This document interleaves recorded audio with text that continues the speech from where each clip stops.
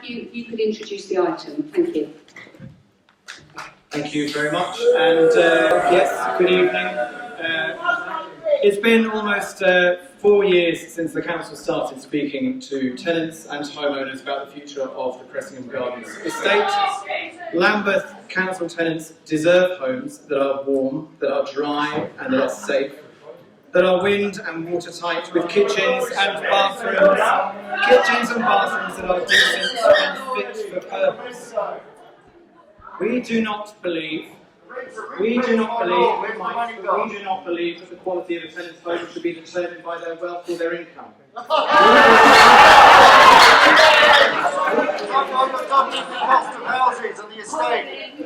If we do want an opportunity to actually discuss this, get some answers to some questions, and we are... Stop grandstanding then and just tell the truth. We don't need speeches, we need facts. I don't want to do that because I do think this is an important issue, and I recognise there is a very, very generates very strong emotion. But to be able to get through it, we are going to have to listen to what we have to say. Matthew. We believe, as a Labour council, that our residents deserve to live in a high-quality home which meets their needs and which is affordable to them. No child in a Lambeth home should suffer from asthma because their home is damp or their bedroom is mouldy. No parent should have to worry about the safety of their home, and no tenant should be ashamed by the condition of their home or their estate. In 2012, Lambeth launched the Lambeth Housing Standard, a standard for the quality and condition of Lambeth council homes that was co-produced with thousands of Lambeth tenants, which represented not a bare basic legal minimum, but an aspiration which recognised and responded to the wider importance of estates as places to live, and of homes as homes, not just as buildings in need of maintenance. The 2012 LHS programme was launched at an estimated cost of almost £500 million in 2012 prices. In 2012, the council was upfront, following cuts in the Lambeth grant, about the shortfall in Lambeth funding. I am going to interrupt again. It's quite a key point about how much money the council actually has to be able to spend on housing in the borough. I think that is an important point in whatever people's perspective is around the estate to hear. So if I could ask Matthew to repeat that, and we are eating in all of the time to the amount of time I'm going to allocate for the item. Thank you very much.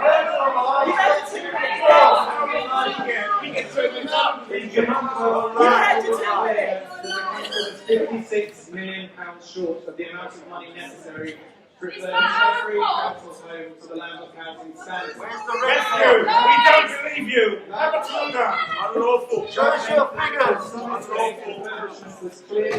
What did the judge say in the High Courts? You were lying! Remember that! Unlawful! Unlawful! Okay, we really can't just keep screaming out and can't actually hear what people say. Matthew is introducing the item, which I think a lot of people are here because they feel very strongly about, but we can't really conduct this and we can't actually hear one another. So I will ask once again, if you could remain silent, even if you disagree with the view being expressed. I'm trying to get to 12 people who I know by and large are going to be speaking critically and have questions that they want answered, but we're not going to get to them if we continue just barracking and interrupting, I'm afraid. Thank you very much. Like I was saying, in 2012 the council estimated that the cost of the LHS programme would exceed what the council had in terms of funding by at least £56 million. And so that given that financial shortfall, some estates would not be able to receive the refurbishment that we were proposing. The decision to start talking to residents of Cressingham Gardens in 2012 came from that place, that we were committed to a decent home for all of our tenants, and that we were being honest about the financial shortfall that the council faced. Since then, the council's finances have deteriorated. In February, we adopted a budget with an updated gap in the LHS programme of £85 million, up from £56 million. We are facing almost a further £30 million coming out of the housing revenue account in the next 4 years as a result of the rent reductions imposed by central government and further uncertainty because of housing and planning bill over the next few years. With a budget that is too small to do all of the work on every estate in the borough, it means having to consider where that money is best spent and what is the fairest way to spend that money that we have. The surveys carried out on Cressingham Gardens demonstrate that the cost of refurbishment would be higher than on average. The case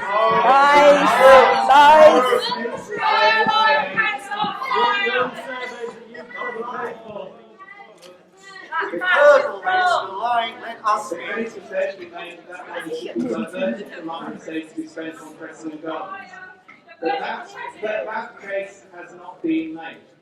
It would not be fair to spend almost twice the average LHS cost doing up fewer homes at Cressingham than could be done elsewhere. And Cabinet has to take decisions in the wider public interest about how best to deploy its depleted budget.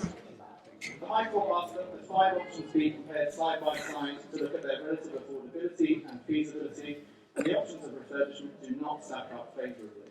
The table on page 17 of the report sets this out, and a more detailed comparison of options in the supplementary pack at pages 7 to 20 further expands on this. That lack of funding does not mean that our commitment to a high quality home for our tenants is in any way diminished. The proposal, option 5, would see all homes rebuilt. It would see no loss of social housing. It would provide a new home for each tenant at council rent levels with a lifetime tenancy with enough bedrooms to meet the needs.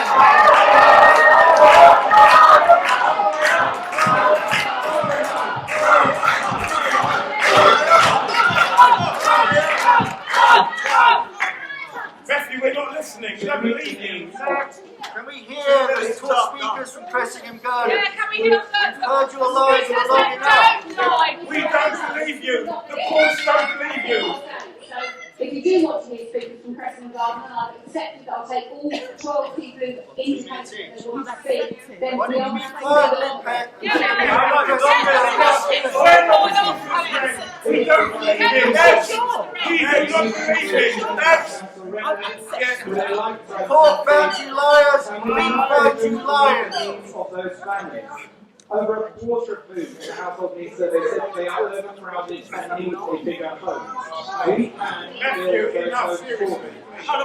Rebuilding Cressingham Gardens would mean a new home for all existing residents. So anyone who wants to stay at Cressingham Gardens will have the option to do so. It will also mean at least 150 extra homes. It would mean that 47% of those extra homes will be affordable homes. It would mean at least 75 extra homes for rent for families on Lambeth's waiting list, which now stands at over 21,000 people. And it would mean at least 27 extra family-sized homes for council rent. And with no money coming from central government, it means some homes for private sale or private rent have paid for those new homes at council rent when there is no money coming from government. That is not a silver bullet for the housing crisis. We are committed to 1,000 extra homes at council rent for local families. We are committed to trying to do something for some of the 1,800 families who are homeless and in temporary accommodation, including almost 5,000 children. And at a time when the Housing and Planning Bill looks set to push back the cause of affordable housing, this is at least a concrete step forward. 47% of additional homes being affordable goes beyond Lambeth's planning policy of 40%, and offers the chance of a home to call their own to local families. Could you keep quiet? Cabinet has before it tonight a series of very detailed reports on every aspect of the proposals, including a lengthy report on the consultation on pages 223 to 815 of the supplementary pack, including the supporting information from the consultation, which highlights the breadth of opinion on the estate, including, as we're hearing this evening, the entrenched and passionate opposition from many residents. I know that Cabinet is in no doubt about the strength of feeling on this issue and how difficult and how drawn out over the last 4 years this process has been. I'm of the opinion that Cabinet has to weigh up that opposition against the facts we have before us. Do you want, sorry, Matthew's just trying to explain, Matthew is just trying to explain the decision we are making tonight, okay? So it might be helpful to hear exactly the decision that is going to be made. Matthew. And then I think you could wind up and I can take the speakers. It is the case, however, that of the options before us this evening and with the evidence before us this evening, the one option that Cabinet can have confidence in is one that delivers both a high quality home to all of our existing tenants, which is where we started, and for rent. Cabinet will also be aware of a presentation and submission that was made during the consultation referred to as the People's Plan, a copy of which is on pages 153 to 218 of the supplementary pack. It is a lengthy submission which clearly a lot of work has gone into. However, as is set out on pages 13 to 20 of the supplementary pack, this has received a full and fair assessment on both financial and it does not address the issues of affordability and proposes homes that would be of low quality that we could not endorse this evening. If Cabinet approves the recommendations this evening, it will offer certainty at long last to residents. It will start a design process so that residents can start to shape the look, feel and design of an exemplary new estate and ensure that the key guarantees that are set on pages 219 to 221 will be put into place and say that every request that we had for a decent home for our tenants that we asked for in 2012 and more additional homes in spite of the cuts to finance can go ahead. And therefore I'd ask Cabinet to endorse the recommendations in the